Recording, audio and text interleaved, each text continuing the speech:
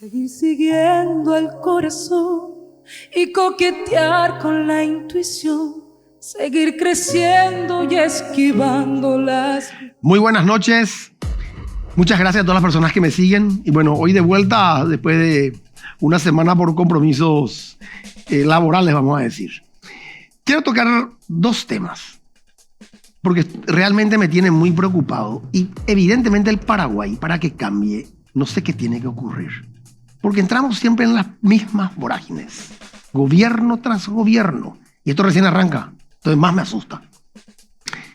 Presupuesto General de Gasto de la Nación. Ellos tienen un presupuesto elaborado. Cada vez que un presupuesto termina, el gobierno y va al Senado para su aprobación y presentación, empiezan los aumentos. Yo me pregunto, ¿quién le pone la cascabel al gato? Porque estos lindos personajes del Senado, ¿por qué aumentan los presupuestos? Primera pregunta.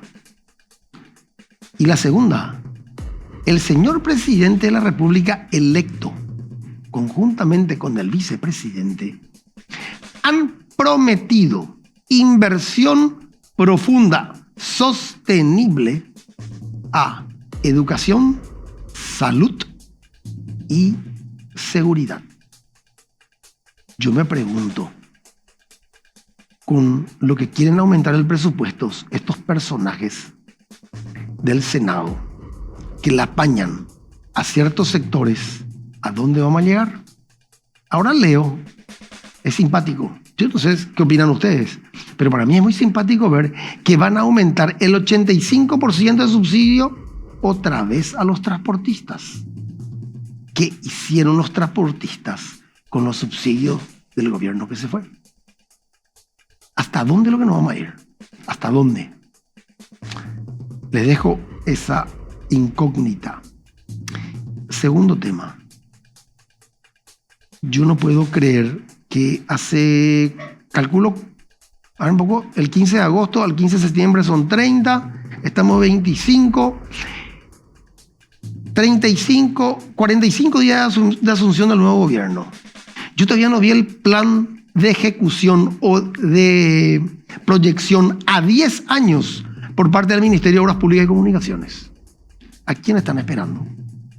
¿O no sabían lo que iban a hacer antes de entrar? Me preocupa. Me preocupa ¿por qué? Porque dentro de ese esquema de inversión viene el tema del aeropuerto que quieren hacer, que yo presumo que va a llevar adelante el Ministerio de Obras Públicas y Comunicaciones. Ya tengo luego una incógnita, porque no se hace por concesión. Y el Estado no invierte absolutamente nada y sí recibe, que creo que es la mejor figura.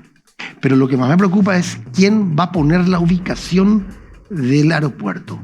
Porque si va a ser como me dijo a mí el director de la DINAC, que tienen pasando el puente no sé cuántas hectáreas, entonces vamos a continuar en el Valle de los Lamentos, porque no funciona así una ciudad o un país. El aeropuerto se coloca en un lugar conforme a ciertas premisas del urbanismo y de una ciudad. Así funciona. No funciona de otra forma. No es porque yo quiero que esté en tal parte, que generalmente lo hacen los de turno. Entonces sí me preocupa. Y me preocupa que todavía el ministerio no haya hecho un planteamiento de decir, un análisis, acá estamos parados, tenemos esto. Esto es lo que queremos hacer de acá a 10 años y en estos 5 años vamos a hacer esta inversión. Y lo otro que me preocupa del Ministerio de Obras Públicas, o sea, más bien del gobierno, es que según estuve leyendo, recién en febrero van a honrar las deudas con las empresas constructoras. En febrero. O sea, la economía paradita. Los constructores paraditos.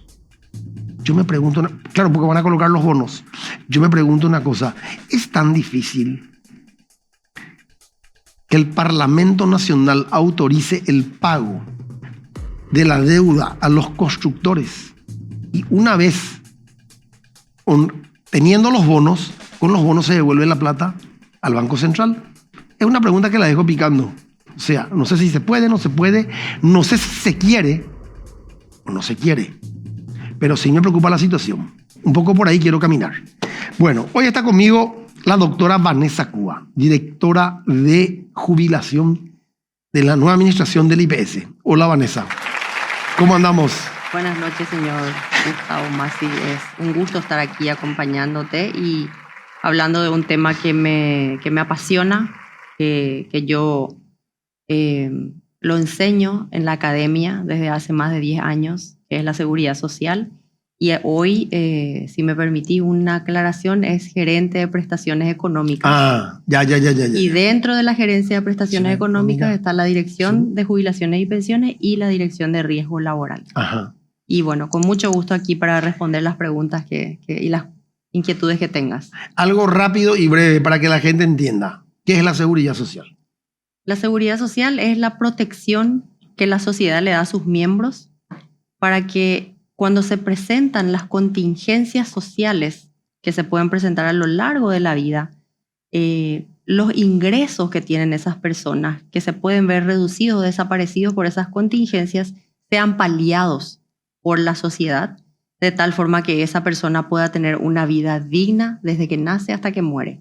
Y esa protección que le da la sociedad a todos los miembros de un país es realizada por el Estado, debe ser realizada por el Estado. ¿Por qué tiene que ser de esta manera? Porque la seguridad social es un derecho humano fundamental. Desde 1948 fue declarado como un derecho humano y al ser incorporado dentro de nuestro sistema positivo, eso pasa a tener una jerarquía de derecho humano fundamental y por tanto tiene que ser garantizado por el Estado. Entonces el Estado tiene que desplegar todas las políticas públicas necesarias para que todas las personas, no solamente las que trabajan en relación de dependencia, sino todos los miembros de la sociedad. Entonces, todos los habitantes de nuestro país y de todos los países tienen que estar protegidos.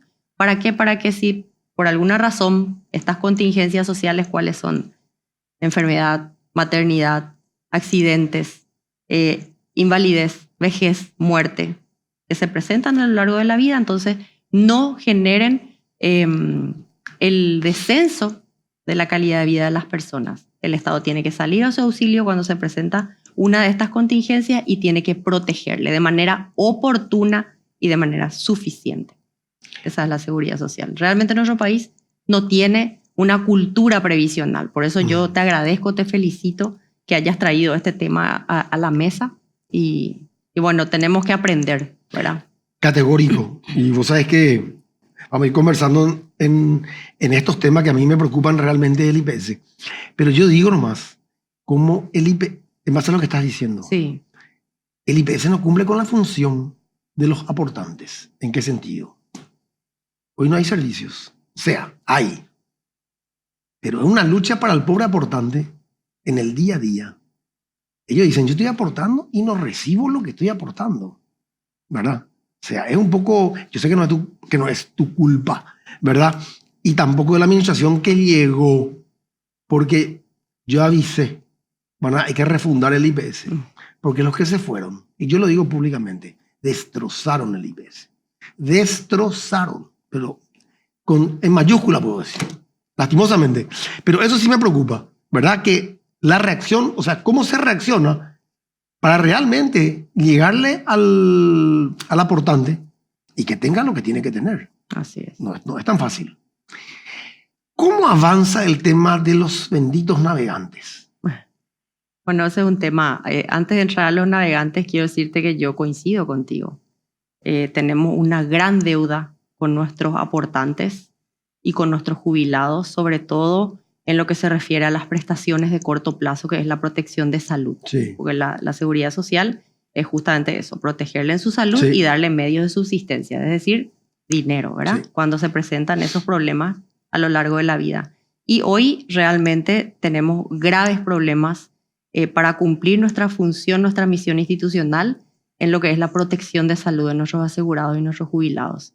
Realmente tenemos muchos problemas, encontramos la casa muy desordenada. Con el doctor Jorge Brites y mis compañeros somos 5 gerentes, 24 direcciones y cerca de 25.000 funcionarios. 26.000 y algo. Sí, me enteré. sí. Bueno, es que se están haciendo algunos ajustes también. Tenemos que sanear eso.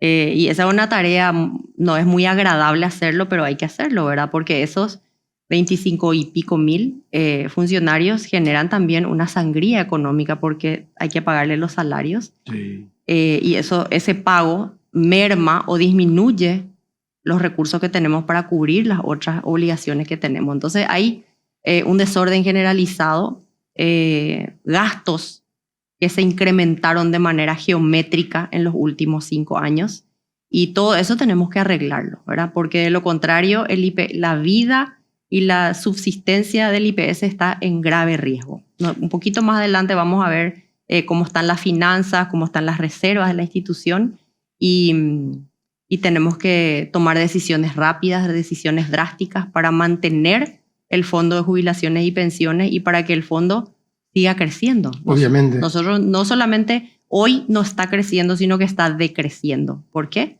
Porque tenemos mucho más egresos que ingresos. Eso vamos a verlo un poquitito más adelante. Y entrando en el tema de los navegantes, bueno, ese es un gran desafío, ¿verdad? ¿Por qué? Resulta que 129 trabajadores marítimos presentaron una acción de inconstitucionalidad ante la Corte. Sí, yo me acuerdo de este tema. Yo estaba todavía en IPS cuando empezó este idilio. Así es. ¿Y qué es lo que pedían estos 129 trabajadores marítimos? Ellos solicitaron a la Corte que se declare inconstitucional e inaplicable para ellos 2 normas de nuestra Carta Orgánica. Y esas 2 normas, ¿qué es lo que establecen? Resulta que para que una caja de seguro social funcione, tiene toda una estructura jurídica y financiera. Coincido. La acción de inconstitucionalidad planteada por estos señores lo que hace es incidir directamente sobre la estructura financiera de financiamiento del sistema propio. Y ellos pidieron que se deje sin efecto esos 2 artículos. ¿Por qué? Porque pretenden jubilarse en una proporción directa al aporte que realizaron. Y ahí me quiero detener un poquitito en un tema conceptual. Y ahí te quiero justamente preguntar algo. Una que vos digas. Sí. Bien. En el mundo, para poder financiar los sistemas de seguro social, se desarrollaron varios sistemas. Básicamente los más conocidos y aplicados son el de capitalización individual, que se caracteriza porque uno aporta 30 y cuando llega la de jubilarse y cumple los requisitos, recibe 30. Claro. ¿Verdad? Capitalización individual. El sistema de reparto, que es otro sistema de financiamiento, que consiste en que todos los activos aportan, con ese dinero, con esos recursos que se recaudan, se pagan los pasivos. Cuanto más activos hay pagando, mejor reciben los pasivos. Y cuanto menos activos, menos también reciben los pasivos. Pero es como pasa de un lado al otro. Y el tercer sistema, que es el del IPS, es el de capitalización colectiva con un fondo de reserva y beneficios definidos. ¿En qué consiste este sistema? Uno recauda de todos los activos, pasa a un fondo de reserva en donde ya no es de Gustavo, ya no es de Vanessa, ya no es de Juan, es del fondo solidario y a partir de ese fondo solidario se pagan todas las prestaciones y todas las obligaciones institucionales. Esta base, este fondo de reserva funciona mediante el principio de solidaridad. Entonces, se recauda, ingresa a una bolsa y de allí se va pagando. ¿Por qué es importante que esto funcione así y que no se cambie, ni siquiera por una ley? Porque, por ejemplo, vamos a suponer que vos ingresás a la planilla como aportante hoy. Todavía tu patrón no pagó por vos el aporte, pero vos salís después de 2 días de ingresar a hacer una entrega de delivery en moto, tenés un accidente de trabajo, o un accidente que va a ser de trabajo, y tenés un problema que te genera una invalidez de por vida. Del fondo solidario se te va a pagar una pensión de por vida. ¿De dónde sale si vos no aportaste todavía? Sí. Sale del fondo solidario, ¿verdad? Entonces, eso funciona así y eso es lo que sostiene la seguridad social. La seguridad social nace para protegerle, para que los que están fuertes, sanos y ganan bien, le protejan, le ayudan, le asisten a los que no están sanos, a los que tienen algún problema o alguna contingencia social, de la que hablamos al principio. Entonces, este sistema que se sustenta sobre la solidaridad tiene que seguir así. ¿Qué es lo que plantearon los navegantes? Los navegantes dijeron, no, nosotros tenemos nuestros salarios muy altos y entonces queremos recibir como si fuera que aportamos a un sistema de capitalización individual. Aportamos por 40, queremos jubilarnos con 40. Y eso no es posible. ¿Por qué? Porque para que esto se sostenga, para que este sistema de capitalización colectiva con fondo de reserva pueda preservarse, la ley estableció un tope, que es de 10 salarios mínimos legales, ¿verdad? Entonces, yo aporto por arriba del tope, pero me jubilo con el tope. ¿Por qué? Porque lo que yo aporto va al fondo solidario y de ese fondo solidario salen los recursos para financiarle a los que aportan o a los que cotizan menos, ¿verdad? Entonces, esto es así. Los navegantes plantearon esto, la Corte Suprema de Justicia, sin darle participación al IPS, llevó adelante esa acción de inconstitucionalidad y se le corrió traslado al fiscal general del Estado. Cuando se presenta la fiscalía dentro de la acción de inconstitucionalidad, dice, hay que darle intervención al IPS. La Corte desoye esa recomendación del fiscal y emite un acuerdo y sentencia a través del cual le condena al IPS, declara la inconstitucionalidad de esos dos artículos y le condena a jubilarle como si fuera un sistema de capitalización individual. Entonces, eso es lo que nosotros defendemos hoy, ¿verdad? Nuestro sistema no es de capitalización individual y no es posible que a través de un acuerdo y sentencia de la Corte se modifique la estructura de financiamiento del Instituto de Previsión Social. ¿Cuál es la situación hoy? El IPS planteó una acción autónoma de nulidad varios años después de que haya sido dictado el acuerdo y sentencia de la Corte ante un juez de primera instancia.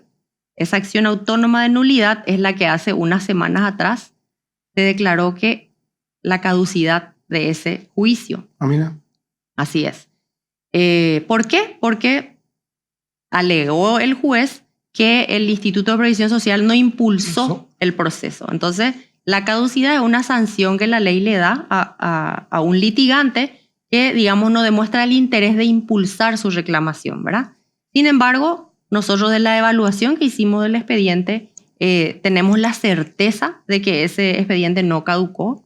El IPS planteó un recurso de apelación ya en este gobierno, con esta administración. Ese recurso de apelación fue concedido por la Cámara de Apelaciones, sin embargo la contraparte apeló. O sea, nosotros vamos a pelear, esto todavía hay un largo trecho de discusión. Nosotros no vamos a consentir que este acuerdo y sentencia de la Corte se aplique, porque por lo que te decía, es sumamente grave cambiar con una resolución judicial una ley y sobre todo el sistema de financiamiento, ¿verdad? Y además, ¿por qué? No solamente por una cuestión jurídica y financiera, sino además porque si nosotros consentimos ese acuerdo y sentencia, estamos hablando de un impacto para el Fondo Común de Jubilaciones y Pensiones de $105 millones aproximadamente, que tenemos que pagarle a estas 129 personas de por vida esa jubilación millonaria que ellos pretenden, y además cuando ellos fallecen tenemos que pagarle de por vida a sus derechohabientes. Claro. Entonces, ese es el impacto inicial. $105 millones aproximadamente es el impacto, pero ahí se abre una ventana para que todas aquellas personas que también están aportando por arriba de 10 salarios mínimos vengan a pretender y solicitar el mismo tratamiento, y eso es bajar la cortina, ¿verdad? Eso es fundir el sistema. Y ahí es donde yo tengo mi signo de interrogación que siempre yo dije. Sí. Porque el IPS, ya que tiene el tope máximo, ¿por qué no le cobra por el tope máximo? ¿Por qué? O sea, yo sé que la ley te dice que vos tenés que declarar lo que ganas y en base a eso te sacan un porcentaje para tu, pero por eso se genera el problema. Si ellos hubiesen pagado, yo sé, la ley le dice otra cosa, menos, hoy no íbamos a tener este problema. Creo particularmente, ¿verdad? Sí, realmente ese es un desafío que tenemos interesante. Nuestra carta orgánica tiene que ser revisada. necesitamos actualizar nuestra Carta Orgánica porque todos estos criterios de los que estamos hablando fueron diseñados para una realidad diferente Sí. que existía en el año 1943 Sí. de la que data nuestra Carta Orgánica. Hoy las condiciones han cambiado sustancialmente, entonces tenemos que hacer ajustes en nuestra Carta Orgánica. La estructura en general funciona bien, por eso tenemos hoy 2.400 millones de dólares de reserva. Claro. Sin embargo, nosotros después vamos a hablar seguramente de la crisis Sí. financiera. Nosotros necesitamos hacer algunos ajustes para que este fondo, esta reserva, siga creciendo, Claro. se siga fortaleciendo. Sí. Porque si nosotros empezamos a usar esta reserva y esta reserva se agota, ¿qué es lo que significa? Que no le vamos a poder pagar sus jubilaciones a quienes están aportando hoy. Sí. Y los jubilados de hoy no vamos a tener para pagarle sus jubilaciones mañana. Coincido Eso contigo. es muy grave. Sí. Entonces tenemos que hacer Sí. el cambio, ¿verdad? Tenemos que hacer reforma. Y una de ellas es la que vos planteas. Sí. ¿Para qué inventar la rueda? Vamos a ver, la ventaja de estar atrasados es que uno puede ver qué cambios, qué decisiones tomaron en otros países y Exactamente. adoptar las mejores. Me ¿verdad? sacaste la pregunta. Bueno, entonces, ¿qué se puede plantear? Esto lo vamos a tener que estudiar todavía dentro de la institución. Nosotros, como bien dijiste, estamos hace 45 días Sí. apagando incendios, Sí. pero también tenemos que enfocarnos en lo que es estratégico, ¿verdad? En lo importante, no solamente en lo Claro. urgente. Es así mismo. ¿Cuál es una de las posibilidades que se pueden plantear? Un sistema mixto, Sí. en donde vos tengas un tope, 10 salarios mínimos, 12 salarios mínimos, evaluemos actuarialmente cuál Exactamente. es el tope necesario para que el sistema subsista y se fortalezca. Sí. Y a partir de ese tope, entonces que sea de capitalización individual. Sí. Es decir, Gustavo tiene un salario de 35 millones de guaraníes. Entonces aporta hasta 26 millones, que son los 10 salarios mínimos, de manera obligatoria, y ese aporte va al fondo solidario. Lo que aporta por arriba de 26 va a una cuenta individual. Entonces, cuando Gustavo se jubila, le pagamos los 26 o los 10 salarios mínimos del aporte que hizo dentro del sistema solidario y la diferencia le pagamos como un complemento, sí. ¿verdad?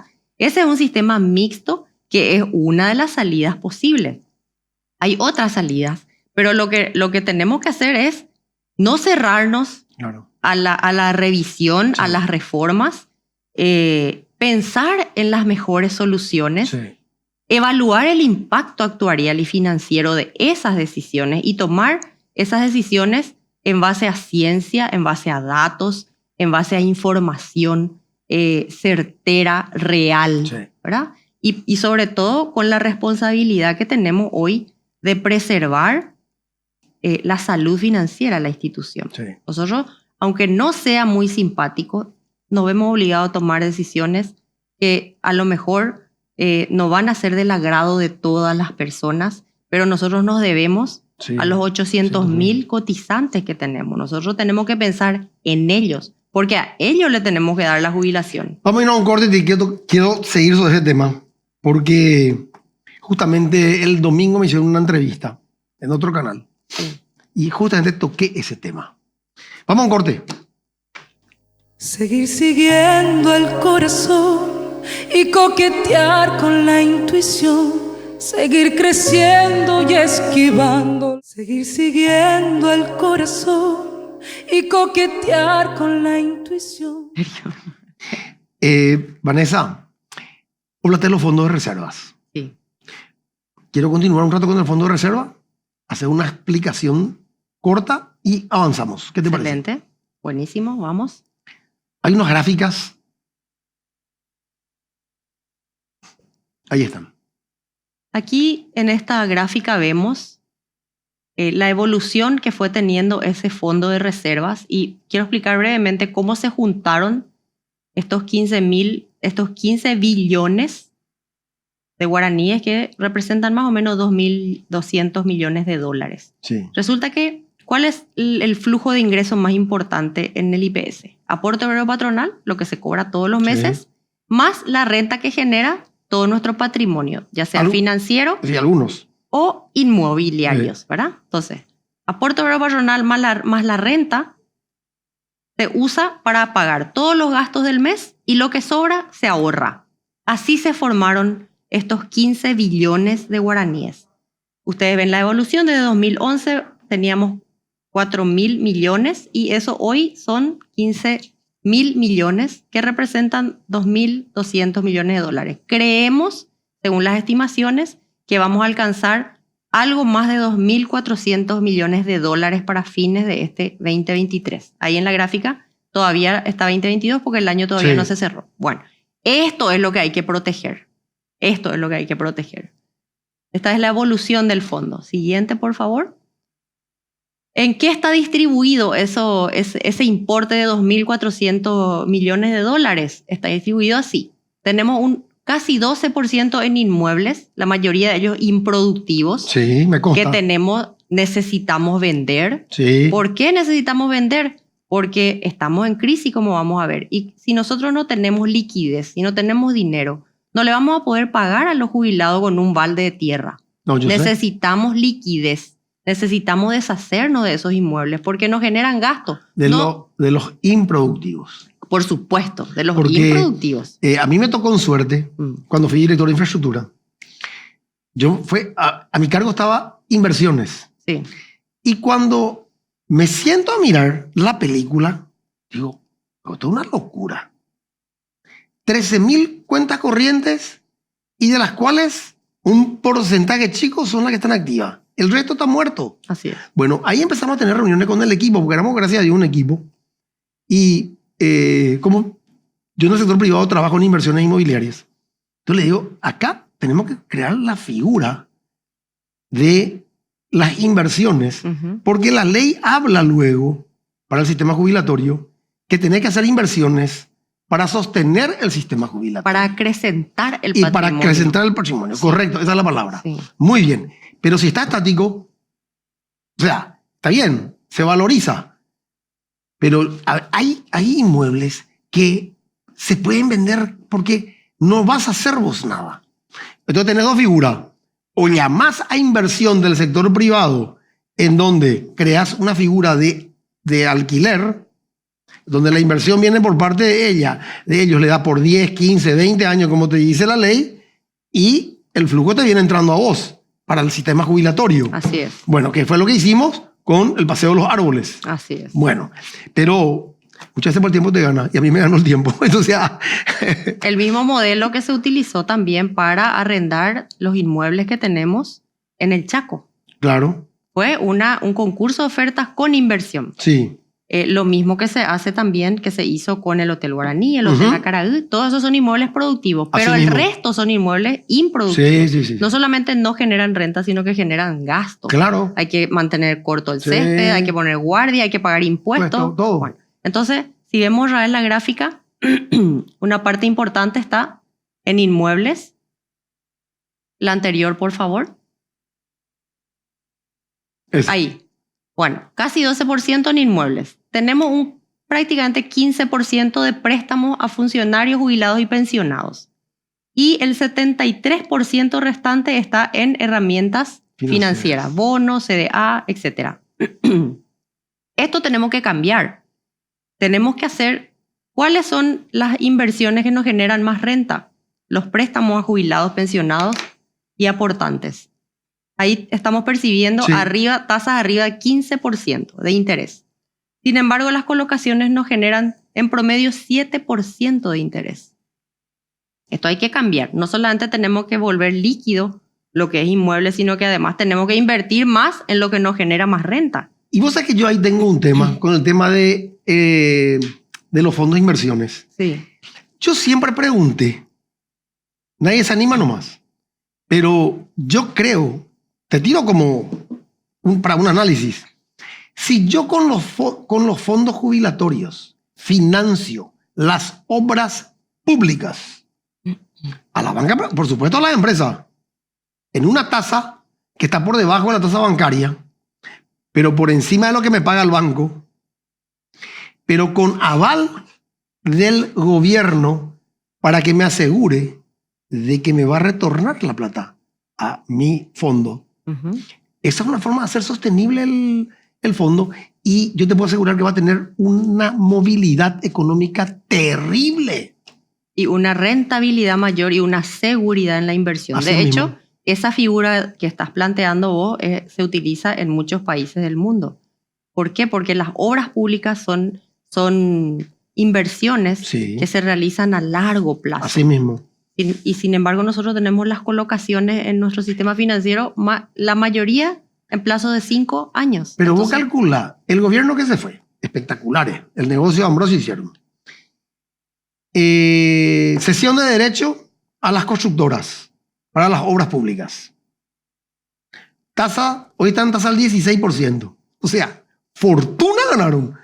¿Quién ganó? Los bancos. Miran un poco, yo quiero que mi fondo sea creciente y hacerlo sostenible en el tiempo. A eso es lo que yo voy. ¿y los bancos prestan el dinero de quién? ¿Quién es el principal inversor Nuestro, en los bancos? nuestro digo yo, de ¿Cuál? IPS. El IPS. La principal fuente de recursos de los bancos, nosotros tenemos esos 2.400 millones de dólares en el sistema Sí, bancario. sí. Y esos recursos son los que a nosotros nos pagan 7% y los bancos prestan al 15%, al 12%, Sí, al claro, 10%. una locura. Bueno, eso hay que ajustar. Esa es una de las tareas que va a hacer esta administración. Si seguimos con las diapositivas, por favor. Lo otro que te quiero mostrar es, hablamos de la evolución de las reservas, ¿verdad? Sí. Y de la distribución, cómo está distribuido, cómo está colocado Sí. es esas reservas. El último informe actuarial que se realiza cada 3 años, se realiza en el IPS, era el del 2021. Se hizo con datos del 2020, porque el análisis se hace siempre mirando todo lo que ha venido pasando. Decía que el fondo de reserva iba a entrar en crisis en el año 2038. Ujú. ¿Cómo iba a entrar en crisis? Ellos anunciaban que si se seguía con este mismo ritmo de gastos que había hasta el 2020, en el 2038 los ingresos no iban a ser suficientes para pagar los egresos. Esa es la crisis, ¿verdad? Porque lo que vos ganás no te alcanza para lo que vos tenés que gastar. Entonces, eso estaba previsto para el 2038. Sin embargo, en el 2020 ya se produjo esa crisis. Es decir, la administración anterior adelantó 18 años la crisis. ¿Cómo? Aumentando geométricamente los egresos, y todos sabemos lo que produjo la pandemia en la economía del país y también en la economía institucional. Los ingresos bajaron. Bueno. Las empresas se cerraron, las personas se quedaron en sus casas, los contratos de trabajo fueron suspendidos y por tanto los ingresos institucionales descendieron. Sin embargo, los gastos aumentaron. Claro. Entonces ese desequilibrio entre ingresos y gastos es lo que produjo que la crisis se adelante 18 años. Eso es lo que nosotros tenemos hoy que arreglar. Tenemos que tomar medidas drásticas que no van a ser del agrado de mucha gente, pero nosotros tenemos la responsabilidad de preservar esos recursos, de corregir esas decisiones que se tomaron de manera, a mi criterio, me hago cargo de lo que digo, fuera del marco legal, de manera arbitraria, discrecional, cuando todos sabemos que dentro del ámbito del derecho público en el que se maneja el IPS rige el principio de legalidad. Solo se puede hacer lo que está expresamente permitido. Sí. Se tomaron decisiones fuera del marco legal, aumentando los egresos, y ese desequilibrio genera que hoy nuestras reservas no crecen como venían creciendo hasta el 2020. Nuestras reservas están decreciendo porque ya empezamos a usar la renta de nuestras reservas. Ese gasto que subió fue por esa resolución del Consejo del aumento ¿cómo que se llama? A lo que se le paga a los jubilados. Hay varias decisiones que se tomaron, pero principalmente ese desequilibrio se debe primero al pago del beneficio anual adicional, que es el aguinaldo de los jubilados. Eso golpea mucho las finanzas institucionales, pero no es nuevo, es desde que se empezó a pagar. ¿Por qué? Porque no hay una fuente de financiamiento. Cuando se calculó el sistema, se calculó para pagar 12 anualidades. Sin embargo, nosotros estamos pagando hoy 13 anualidades. Entonces, ese beneficio anual adicional tenemos que buscarle una fuente de financiamiento. Nosotros no estamos evaluando la posibilidad de dejar de pagar. Tienen que quedarse tranquilos los jubilados, los pensionados, porque ese beneficio se va a continuar pagando. Vamos a ajustarnos los cinturones y vamos a buscar una fuente de financiamiento. Claro que te genere ese gasto. Sí, la semana que viene, te doy una primicia, es posible que ya esté siendo estudiado en el Consejo de Administración el pago del beneficio anual adicional. En este momento se están haciendo los estudios actuariales para poder poner sobre la mesa de los consejeros y hacer viable la decisión de pagar el beneficio anual adicional. Y otra de las decisiones que ha generado esta fuerte sangría es el incremento discrecional, fuera de la ley, del haber mínimo jubilatorio. ¿De qué se trata? El haber mínimo jubilatorio lo que establece es que una persona que por diversos motivos tiene una jubilación, vamos a suponer que vos dejaste de aportar en el año 2010 porque no tenías todavía la edad para jubilarse y pasaste a trabajar como un cuentapropista. Entonces vos venís, hoy cumpliste 60 años y venís a pedir tu beneficio. Se te calcula sin actualizar tu último aporte del 2010. Y con todos los efectos de la inflación te corresponde 400.000 guaraníes de jubilaciones. Entonces, ¿qué es lo que dijo el Congreso? El Congreso dijo desde el año 2002, no puede ser que la jubilación sea tan baja. Entonces, en el año 2011 se aprueba una ley que establece que el haber mínimo jubilatorio iba a ser del 33% del salario mínimo legal. Antes del 2011 se pagaba 300.000 guaraníes. Cada año en la ley de presupuesto. En el año 2011 se aprueba una ley y dice no, va a ser 33% del salario mínimo legal vigente. ¿Qué pasó? Desde el 2011 hasta el 2020 el IPS vino pagando 33% del salario mínimo como un haber mínimo jubilatorio. En el año 2020, el Consejo de Administración ha pedido, por recomendación de la Gerencia de Prestaciones Económicas, que tiene a su cargo, el cargo que yo hoy desempeño, tiene a su cargo preservar, cuidar ese fondo. La gerencia pidió que se aumente ese haber mínimo jubilatorio al 50% del salario mínimo. Y no contento con eso, en el 2021 se elevó al 75% del salario mínimo legal. Entonces, ese incremento es lo que nos genera una sangría muy fuerte, ¿verdad? Dos decisiones fueron las que nos llevaron a esta situación crítica principalmente. Hay otras decisiones, pero estas son las que más inciden sobre la crisis. Los ingresos descendieron como producto de la pandemia, porque se cerraron empresas, porque se suspendieron contratos y por tanto pagaron menos aporte al IPS, los ingresos bajaron. Y además, los egresos subieron. ¿Cuáles son las dos principales sangrías que tenemos en lo que se refiere al fondo de jubilaciones? Es el pago del beneficio anual adicional, que es el 13º salario o jubilación que le damos a nuestros jubilados y pensionados, que por cierto quiero aprovechar este medio para decirle a los jubilados y pensionados del IPS que se queden tranquilos, porque ese beneficio no se está evaluando la posibilidad de quitar. Lo que sí estamos evaluando es la posibilidad de financiar, buscar de dónde financiar ese gasto que es muy importante. Y por cierto, te doy la primicia de que probablemente la semana que viene o la siguiente el Consejo esté estudiando ya la aprobación del pago del beneficio anual adicional. Eso está ahora siendo estudiado en el ámbito de la asesoría actuarial para evaluar un poco el impacto de ese desembolso. Y por el otro lado, el otro gasto importante es el incremento del haber mínimo jubilatorio. El haber mínimo jubilatorio es un beneficio que se estableció por ley desde el año 2002, era 300.000 guaraníes. Desde el año 2011 se estableció en una ley especial que iba a ser del 33% del salario mínimo legal vigente, no inferior al 33%, es lo que dice la ley realmente. Entonces, desde el año 2011 se vino pagando el 33% del salario mínimo legal hasta el año 2020. En el año 2020, cuando la situación del IPS ya estaba crítica porque descendieron abruptamente los ingresos, acuérdense que COVID-19 empezó en el 2019. En el 2020 ya nos llegó a nosotros, ahí ya teníamos un impacto y llamativamente la Gerencia de Prestaciones Económicas solicita que ese haber mínimo jubilatorio se incremente al 50%. A mi criterio, esa solicitud y esa decisión está fuera del marco legal, fuera de la ley y además no tenía un sustento actuarial para tomar esa decisión. Se incrementa al 50% y en el 2021 se incrementa al 75% ese haber mínimo jubilatorio. Y esas son las dos decisiones que principalmente generan una sangría muy importante en el fondo de jubilaciones y pensiones. ¿Y de qué se trata ese haber mínimo jubilatorio? Creo que vale la pena concentrarnos un poquitito en eso.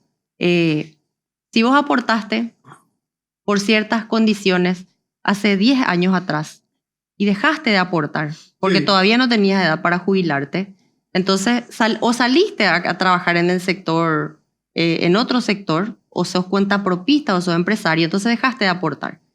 Vos todavía no tenías edad para jubilarte, entonces hoy cumpliste los 60 años, venís hoy a solicitar tu jubilación en base a los aportes de hace 10 años que no se actualizan hoy en día.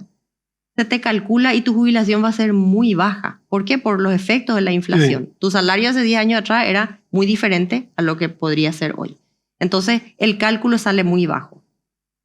Si Gustavo Massi se tiene que jubilar con 200.000 guaraníes, entonces la ley dice, no, 200.000 guaraníes es demasiado poco, le vamos a dar 300.000 guaraníes. Luego eso se cambia y dicen, no, le vamos a dar el 33% del salario mínimo. Y luego el Consejo dice, no, por marco legal le tenemos que pagar 200.000, pero le vamos a pagar la mitad del salario mínimo, que es 1.300.000 hoy, ¿verdad? Te debería de tocar 200.000, te pagamos 1.300.000. El Consejo volvió a elevar eso a 75% del salario mínimo, que es más o menos 1.800.000, 1.900.000 guaraníes. Es decir, vos deberías haberte jubilado de acuerdo a tu aporte por 200.000, pero hoy te estamos pagando 1.900.000. Te impacta. ¿De dónde sale la diferencia?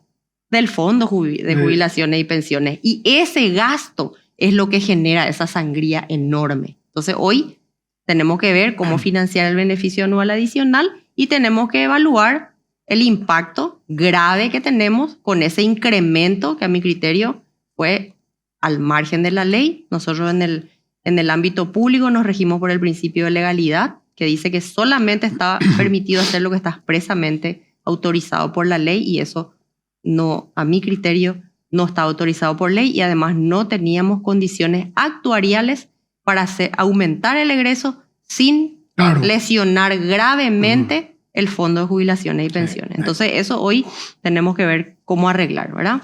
Vamos a un corte y vamos a continuar. Seguir siguiendo el corazón y coquetear con la intuición. Seguir siguiendo el corazón y coquetear con la intuición. Vanessa, vos tenías 2 láminas del tema de ingresos y egresos para anuales. Que se note, Gustavo, que realmente no es lo que yo digo, sino que estamos realmente en crisis. Ajá. Y esa crisis, como dijeron los administradores que estuvieron al frente de la institución antes de salir, que era un déficit temporal de caja, en realidad no es así. Esa crisis no se superó, se está manteniendo, se está profundizando. Se adelantó 18 años el impacto y el desequilibrio entre los ingresos y los egresos y tenemos que hacer las correcciones. Y eso se va a notar en la gráfica que está allí.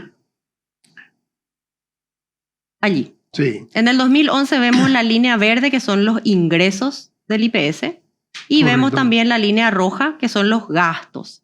Vemos que hay una diferencia importante entre lo que ingresaba el IPS hasta el año 2019. Los gastos están por debajo, en el orden de los 2.500 millones, y allí en el 2020 vemos que hay un descenso de los ingresos en la línea 20, en la línea verde. Sí. Eso ya es el efecto pandemia. Entre 19 y 20 descienden los ingresos, sin embargo los gastos se pronuncian. Sí. Se nota que allí se encontraron los ingresos y los egresos, ¿verdad? Ahí hubo una especie de equilibrio porque lo que ingresaba alcanzaba más o menos para lo que se tenía que gastar, pero ya no había margen de ahorro. Y eso se profundiza allí en el 2020. ¿Qué es lo que sucede? Se aprueba el incremento del haber mínimo jubilatorio del 33% al 50%. Se nota en ese lugar donde se encuentra el rojo con el verde. Y creo que fue con un informe negativo actuarial. Así mismo. Me acuerdo. La asesoría actuarial dijo que esa decisión iba a impactar negativamente y iba a adelantar el agotamiento de las reservas. Le costó el cargo a Víctor Molinas. Sí, señor. Me acuerdo. Creo que él renunció a la Sí, institución claro. justamente como O sea, consecuencia de eso. Yo comenté eso, una locura fue. Sí, sí. Bueno, ahí se nota el efecto que eso tuvo Sí. en las finanzas institucionales. Y luego sí podemos volver a ver, vamos a ver que en el 2021, el anterior, por favor, ahí. En el 2021 no solamente el rojo está al lado o encima del verde, sino que está por encima del verde. Es decir, los egresos Claro, fueron superamos. mayores que los ingresos. ¿Y qué es lo que generó esto? El incremento nuevamente del 50% del haber mínimo jubilatorio al 75%. Todavía no tenemos los datos 2023 porque el año todavía no terminó, Claro. pero esto sigue básicamente de esa manera. Siguiente, por favor. Aquí también vemos lo mismo, ¿verdad? Que la línea verde está un poquitito por encima, Sí, pero en cada fin de año vemos un pico Sí. rojo que es de gasto. Sí. Ese es el beneficio anual adicional. Ujú. ¿Por qué? Porque cuando llega fin de año tenemos que pagar doble. Claro. Pagamos el haber Sí. de diciembre y pagamos uno entero, que es el Claro. beneficio anual adicional. Eso, como dije hace rato, quiero dar la tranquilidad de que estamos viendo cómo financiar. Eso no está previsto eliminar. Los jubilados y los pensionados, quiero que se queden tranquilos. Estamos viendo cómo financiar. Esa financiación tiene que ser a través de un cambio legal. Nosotros tenemos que buscar a través de una ley Claro. que tengamos más ingresos. O a lo mejor algunos egresos que tenemos o algunas transferencias que hacemos, dejemos de hacer. Eso estamos estudiando. Pero ahí se ve el impacto. Siguiente, por favor. Y aquí también. Lo mismo que les decía, 2017 el verde es bastante más alto Bastante que más. el lila o el azul, como verán. Sí. En el 2018 también. En el 2020 el Ahí ingreso cae y el egreso sube. Sube. Ahí se nota el efecto de la resolución que incrementa el haber mínimo jubilatorio de 33% a 50%. Sí. Y en el 2021 está por encima del verde también. Crecieron los gastos, como Sí. se nota. Y eso es el impacto del incremento del 75% del haber mínimo jubilatorio. Una locura. Una locura. Bueno, entonces eso es lo que tenemos que corregir. Y quiero decir también una cosa a Gustavo. ¿A quién le beneficia y a quién le perjudica el incremento del haber mínimo jubilatorio? Si yo aporté para recibir una jubilación de 200.000 y hoy me están pagando 1.900.000 sin haber pagado, sin haber cotizado, lo que está sucediendo es que los demás aportantes le están subsidiando a esa persona que aportó menos. Entonces, ¿qué es lo que produce esta situación que acabamos de ver? Que nosotros estamos usando las reservas para pagarle a un grupo pequeño de personas que no aportaron para jubilarse con esos promedios. Nosotros no decimos que no le vamos a pagar, porque existe una ley. Pero lo que no podemos hacer es perjudicarle a toda la masa de aportantes que tenemos hoy y a los jubilados para poder pagarle a un grupo reducido. Vamos a pagar conforme a lo que establece la ley. Yo lo que digo es, para mí AOP funciona un desastre. Para mí es el antro de corrupción más grande del IPS. ¿Por qué? Porque no se toman la molestia de llegar a verificar si la gente que paga, que aporta, paga lo que tiene que pagar. Primer error. Yo creo que AOP tiene que ser manejado por la SEP. Tiene que pasar a Hacienda. Ellos van a hacer el control cruzado. Van a venir acá al canal y van a ver si Pedrito, Luisito, Gonzalito van a la planilla. A ver, ¿cuánto es tu sueldo? Y van a hacer la comparación y el control cruzado. Porque eso no pasa IPS. Para mí ese es un problema. Sí. Y si tengo que trasladar gente para trabajar en eso sobre lo que estoy diciendo, y que se vayan a Hacienda, hermana. O sea, no hay otra forma. Pero lo que no podemos continuar es con el mismo sistema. Porque, ¿qué pasa? La gente empieza a honrar empieza a declarar lo que gana los últimos 3 años. Entonces vayamos a los últimos 10 años. Así es. Cambiemos la ley. De acuerdo, absolutamente de acuerdo. Ese es uno de los proyectos de ley que estamos evaluando. Es cambiar la base de referencia para el cálculo del haber jubilatorio de 36 meses a 120 meses. Tiene Claro. que ser así. Y con relación al aporte obrero patronal, hoy está allí al frente el señor Américo Riquelme, que No te puedo creer. sí, es una persona Le conozco, excelente. Bueno, yo no sabía que él está ahí. Es un señor, Sí, es sí, una sí. persona honesta. Sí, le conozco. De comprobada trayectoria dentro de la... Gracias a Dios le conozco. Sí, sí. Entonces, él ya impulsó ciertos convenios con la, ¿cómo se llama ahora? La Dirección de Ingresos Tributarios, Sí. y también con el Ministerio de Justicia y Trabajo. Y de ese trabajo de inteligencia que se está haciendo ya ha surgido que los siguientes datos. Nosotros tenemos, de toda la población objetivo obligada a estar en el IPS, tenemos el 45% dentro del sistema. Es decir, tenemos 55% de evasión. Sí, claro. De ese 45%, además, tenemos subdeclaraciones. ¿En qué sentido?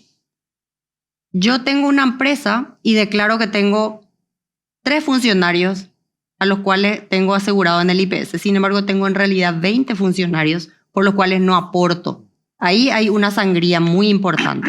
Y además de esos 3 que yo declaro, digo que ganan un salario mínimo cuando en realidad ganan 5, 7 Eso es lo que estoy diciendo. o 3 salarios mínimos. Entonces tenemos subdeclaración en cantidad de trabajadores y subdeclaración en salario o remuneración. ¿Cómo eso podemos solucionar?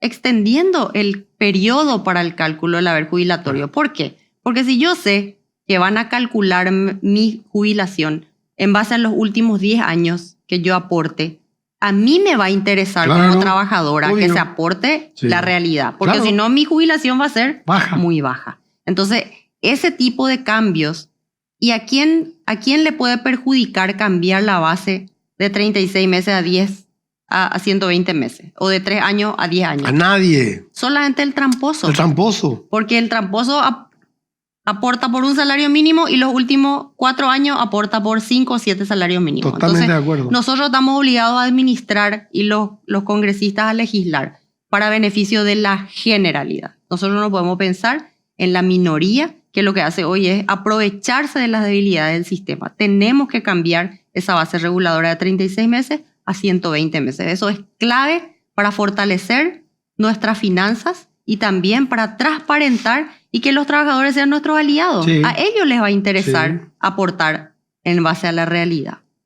¿Qué opinas yo le llamo banco de jubilaciones? Crear un banco de jubilaciones o banco de aportantes o pero que manejen ellos los fondos de jubilaciones. Bueno, esa es una alternativa que se evaluó en muchas ocasiones. De hecho, el Banco de Previsión Social del Uruguay funciona así, es un banco. ¿Así? Sí. No sabía. Y se llama así, BPS, Banco de Previsión Social. Es un modelo en Uruguay, funciona. Tendríamos que evaluar, ver, ¿verdad? Es una posibilidad. Lo cierto es que tenemos que estudiar una mejor manera de preservar estos 2.400 millones de dólares, dejar de usar las rentas de ese fondo. No, pero otra gente gana la plata por IPS. Que esa reserva siga creciendo, porque los 800.000 que tenemos hoy aportando es una responsabilidad que asumimos a quienes le tenemos que jubilar el día de mañana. Nosotros no podemos gastar todo el dinero hoy y no tenemos para jubilarle el día de mañana. Categórico. Inclusive no solamente no vamos a tener para jubilarle a ellos, sino que vamos a tener que reducir los beneficios de los jubilados que ya estén en el sistema. Para que eso no suceda, tenemos que fortalecer el fondo, tenemos que tomar medidas que no van a ser demasiado graciosas, pero en base a la responsabilidad que hoy tenemos de preservar y de pensar en esos 800.000 que están hoy cotizando, en los 75.000 jubilados y pensionados, nosotros tenemos que pensar en ellos y tomar las medidas que tengamos que tomar, ajustarnos los cinturones.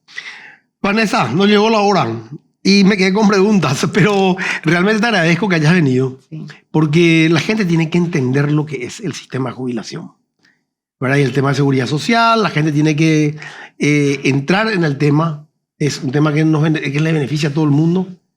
Yo siempre digo que IPS, con la infraestructura que tiene que estar ofertando en el mercado, en el sector privado, como un seguro. Solamente que tenemos una cantidad enorme de vagos que no quieren trabajar, pero que la institución puede cambiar. De que puede cambiar, puede cambiar. Y si la gente se pone los pantalones y aprieta el cinto, eso puede ser para beneficio de la institución finalmente y de los jubilados.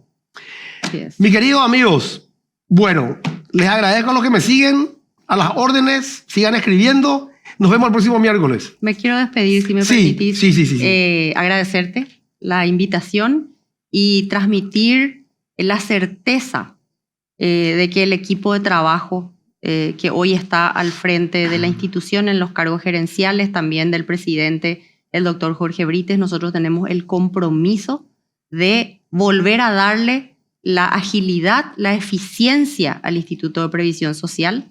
La mayoría de los que estamos en cargos gerenciales y directivos somos funcionarios antiguos que tenemos una hoja de vida que nos respalda, no somos improvisados, conocemos el trabajo, somos de la casa y vamos a hacer lo que sea necesario para cuidar la institución, para cuidar el fondo de jubilaciones y pensiones y tomar las decisiones que sean necesarias para que este fondo y esta institución tengan muchos años más de vida, porque es importante para protegerle a nuestros cotizantes y a nuestros jubilados.